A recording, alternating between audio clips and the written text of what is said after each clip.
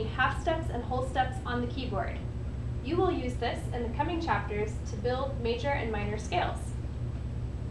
A half step on the keyboard is the distance between any key and the very next key.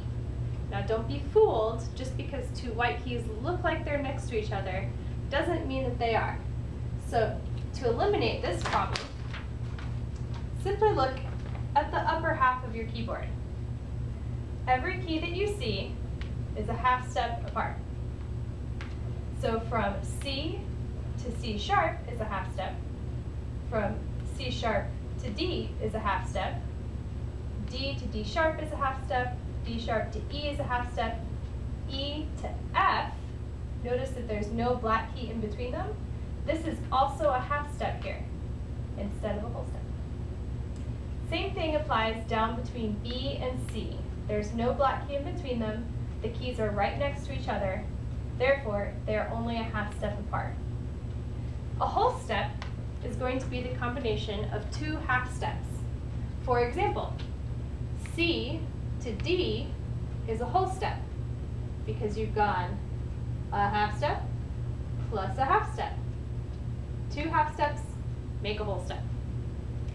If you start on the letter B and move up a whole step, it'll be a half step plus a half step up to C sharp.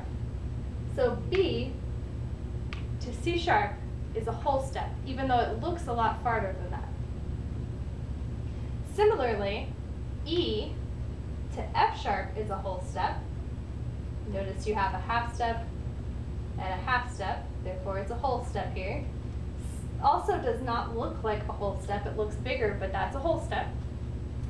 And finally, in between two black keys here, you go a half step and a half step. Therefore, the distance between the two black keys here is a whole step as well.